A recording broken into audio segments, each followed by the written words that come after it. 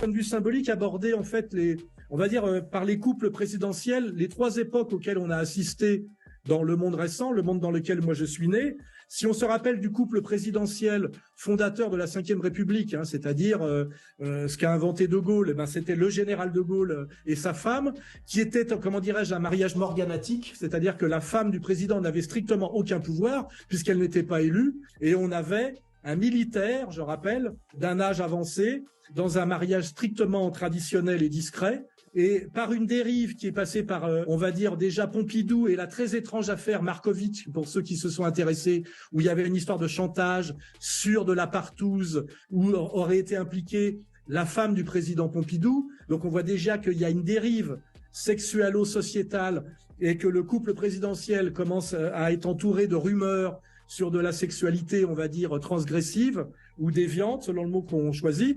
Il y a le marqueur très important de la présidence Sarkozy, qui est à la fois ouvertement un agent américain et qui en même temps épouse une bobo de l'extrême gauche branchée, qui est ex-maîtresse de Mick Jagger, entre autres. Et là, on a ce moment effectivement de bascule où on a un couple libéral-libertaire directement au pouvoir.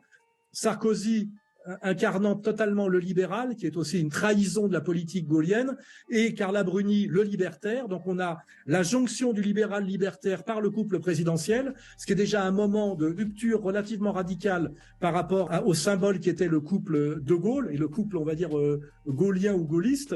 Et le troisième temps, c'est le temps dans lequel on est maintenant, c'est le couple Macron, avec là où on est au-delà du couple libéral-libertaire, mais dans la même logique, où on a un espèce de post-adolescent immature qui s'est mis en couple avec sa prof de théâtre alors qu'il avait 14 ans, sa prof de théâtre ayant presque passé la quarantaine. Donc on est dans de la pédophilie officielle, on est dans du détournement de mineurs, avec en plus sur la personne de Brigitte Macron un soupçon de transsexualisme. Et donc on voit bien que ce couple présidentiel français, soi-disant d'ailleurs élu et réélu, puisque on parle aujourd'hui de première dame de France, c'est-à-dire que on admet de plus en plus que de mariages morganatiques où la femme du président n'avait aucun pouvoir, on arrive carrément à des pouvoirs de couple, et des pouvoirs de couple où l'homme ne serait pas vraiment l'homme et la femme ne serait pas vraiment la femme. Je vois pas très bien ce qu'on peut avoir de plus extrême comme présidence de la République, encore dans la Ve République, que le couple Macron, avec toutes les rumeurs et je dirais la fumée un peu diabolique qui les entoure. Et ces trois temps sont vraiment les trois temps de la dégénérescence d'une certaine manière, ou les trois temps de la dérive du progressisme en ce qu'on peut appeler satanisme. Et aujourd'hui d'ailleurs, on voit bien que dans les discours de Poutine qui incarnent la résistance à ce monde-là, et on est à nouveau dans une guerre Est-Ouest, mais qui est plus une guerre, comme je l'ai dit en préambule, socialisme-capitalisme, mais une guerre, je dirais, hétérosexualité ou transgression de l'hétérosexualité. On voit bien que le président Poutine parle d'empire du mensonge. Par ailleurs, des hommes politiques, des politologues et des journalistes américains eux-mêmes écrivent et parlent du fait qu'un véritable empire du mensonge a été créé aux États-Unis ces dernières années. Difficile de ne pas être d'accord avec ça, c'est ainsi. Le président de la Fédération de Russie, c'est-à-dire pas un guignol, parle d'empire du mensonge et de satanisme.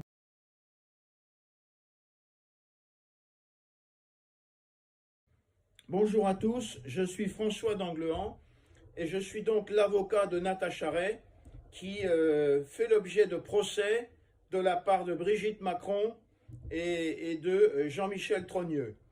Donc, Candace Owens a publié récemment une vidéo, le 17 janvier 2025, dans laquelle elle dénonce le fait que l'on m'a volé mon enfant de 3 ans pour m'empêcher, pour m'inciter à laisser tomber la défense de Natacha Ray.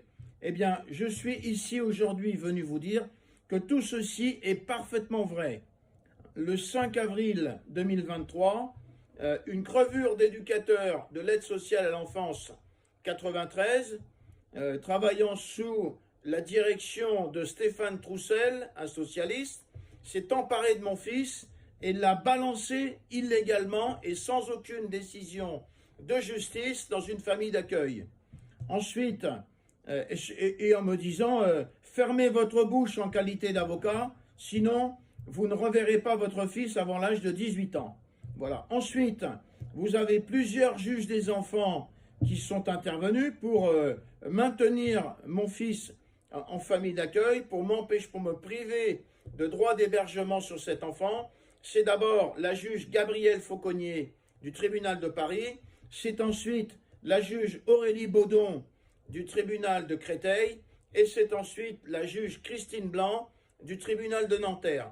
Ces trois juges m'ont privé de droit d'hébergement sur mon fils sans aucune raison. Et ensuite est intervenue la chef des juges aux affaires familiales de Nanterre, qui s'appelle Cécile Baudot, qui elle aussi m'a privé de droit d'hébergement sur mon fils. Elle m'a laissé la possibilité de le voir dans un point de rencontre dirigé par un dénommé Yassine Benachour, et depuis le 10 juin 2024, le dénommé Yassine Benachour m'empêche de voir mon fils. C'est une situation scandaleuse. La France est une bandicratie. Allez, à bientôt, la suite au prochain épisode.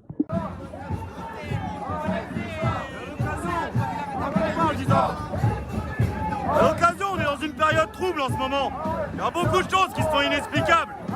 Je ne vais pas parler trop cette semaine, parce que là, on est là en hommage pour neiger. Et Isabelle Ferreira, ce qui lui est arrivé cette semaine, c'est dramatique. Là, on est pire que dans un scénario de science-fiction avec ce qui est arrivé à Isabelle Ferreira.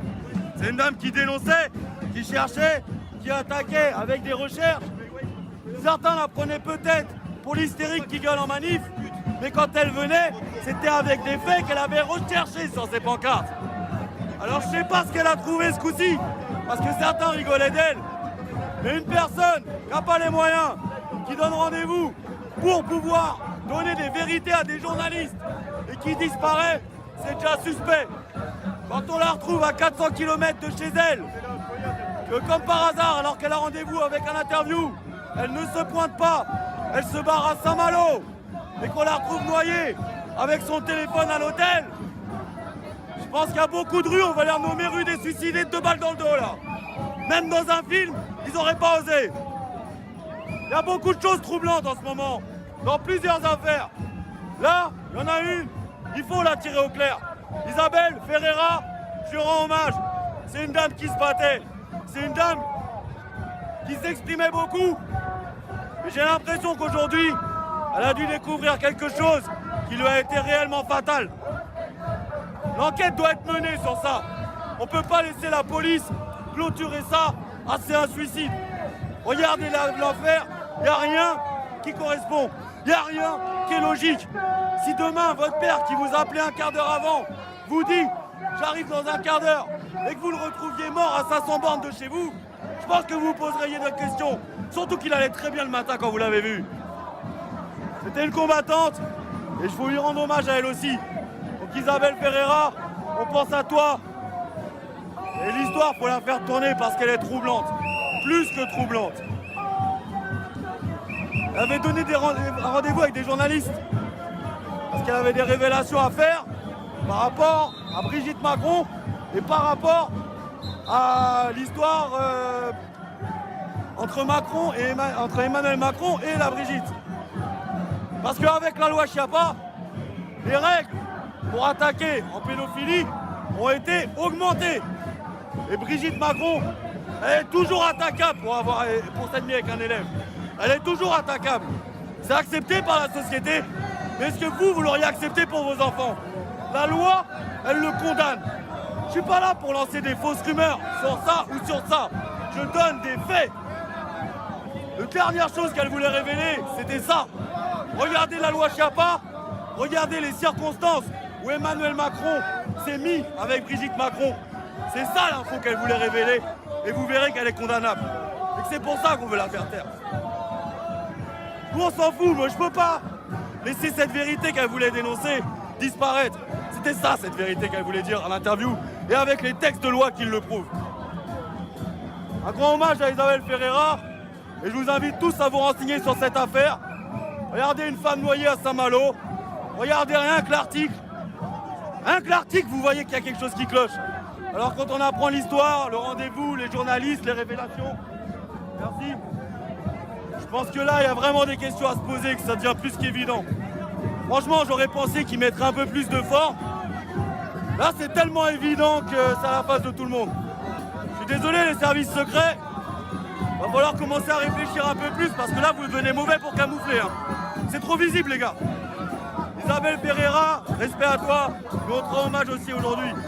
L'hommage il est pour neiger, mais faut pas oublier cette dame qui est morte pour dire des vérités. Merci à toi. Salut. Même si Macron ne veut pas, nous on est là. On est là.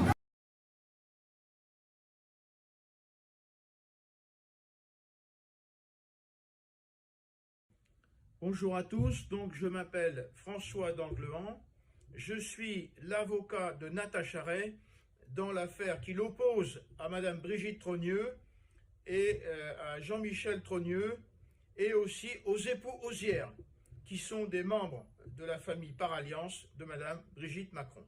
Alors de quoi s'agit-il?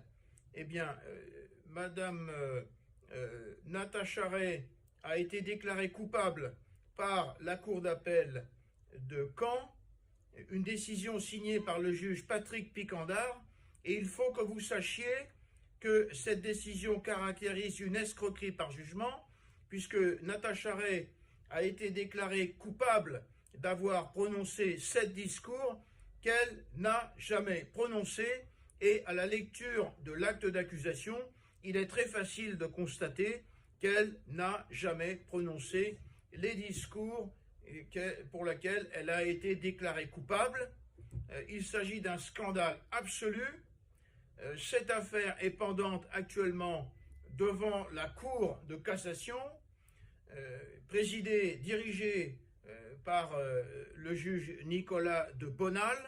Et alors, il a confié cette affaire à Madame Florence Merloz, et la juge Florence Merloz a fait un rapport en disant « mais on va rejeter ce pourvoi en cassation sans même motiver, on va le jeter à la poubelle parce que Natacha Ray n'aurait pas le droit, en quelque sorte, d'obtenir qu'à la Cour de cassation, on applique la loi. » Voilà. Ben écoutez, c'est un scandale, donc je vais transmettre l'intégralité de ce dossier à Madame Candace Owens, qui va certainement se faire un plaisir de dénoncer publiquement cette situation intolérable. Voilà, à bientôt pour une prochaine audience. Il faut absolument partager cette vidéo en masse. Il faut que la population française voit ce que l'aide sociale à l'enfance fait des enfants qu'il place. L'ASE et les gens qui la composent vendent les enfants, ou plutôt les louent.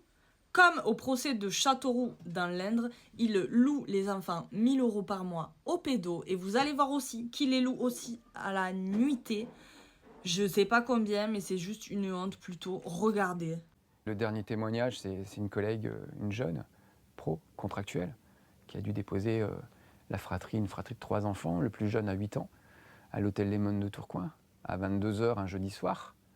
Elle arrive, il y a un cadre qui est là, qui lui dit « laisse-les-moi ». Elle voit un hôtel miteux, elle voit 2 adultes qui arrivent, ils disent « bah nous on vient d'être recrutés, on est les veilleurs de nuit ». Elle dit « je ne sais même pas qui sont ces gars-là, je ne sais même pas s'ils sont formés, je ne sais même pas s'ils ont un casier, je ne sais rien ».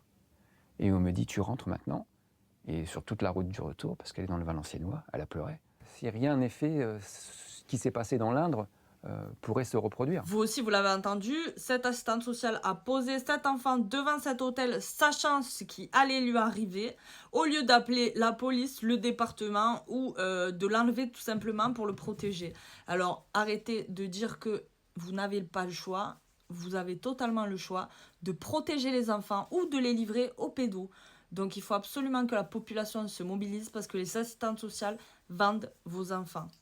Partagez largement, mettez un long commentaire pour que la vidéo puisse tourner correctement. Et abonne-toi!